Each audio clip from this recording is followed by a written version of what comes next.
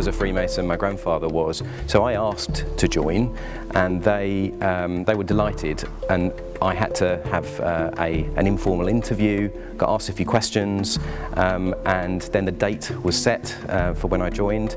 I had my joining ceremony, and then the rest is history, and that was 20 years ago now, but I still remember it like it was yesterday. My interest in Freemasonry was very much sparked at an early age. I remember seeing my father and grandfather going off to meetings and very much enjoying their Freemasonry.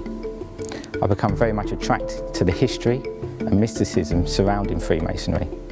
At the same time, I was very much heavily involved with scouting before going to university, and Freemasonry for me very much followed on from that. So I joined Masonry for a few reasons. The main one being to extend my circle of friends. Secondly, because I was had an inquisitive mind, I wanted to know a bit more about the history of Freemasonry.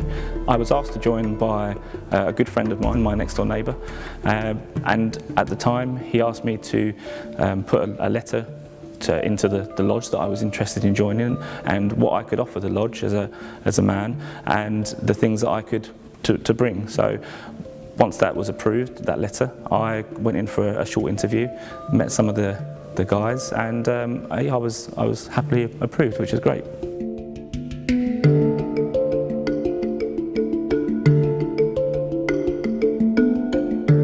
When I joined Freemasonry, I thought I was just joining a single lodge, but actually I've joined a much larger community. I've made very good lifelong friends from a number of different lodges. We now have a young Masons club called the Essex Cornerstone Club, which provides an opportunity for like-minded individuals to come together and take part in social and charitable activities throughout the year. So in Freemasonry we sometimes have to stand up and do some talking, and the good thing about that is that I can take that back to my work environment as a transferable skill. So being able to have that confidence and stand up and talk to people almost with authority gives me a good standing at work. First of all, it's enabled me to meet people from various backgrounds that I don't think I would have had the opportunity of meeting before. I travel for work quite a lot, so whether that's local or international, I've got a great connection across the world. I think secondly, it's given me great life skills. In our lodge meetings, we stand up and we present and we talk, and that's great. And we do the same at work, so it gives me confidence at work.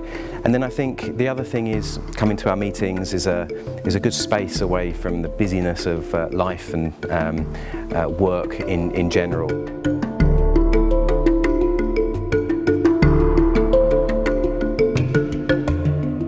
My initiation was actually very exciting.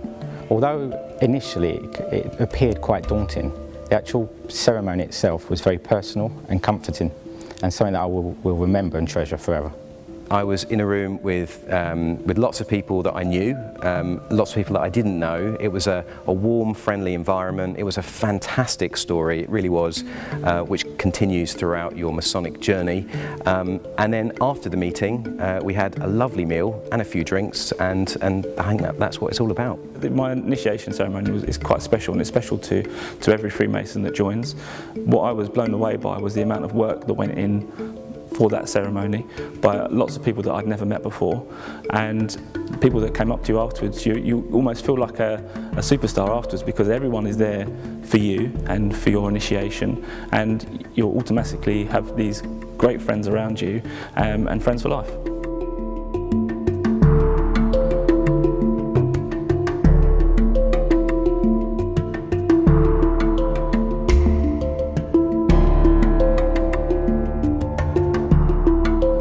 Ceremonies are things which take us back to our roots of medieval stonemasons, but also bring in some aspects of learning and personal development.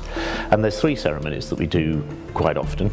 The first is the ceremony of initiation. That brings a candidate into Freemasonry, and it really allows that candidate to reflect on who they are, on the fact that when everybody comes into this world, they come in as equals, and that as life progresses, sometimes people do better than other people.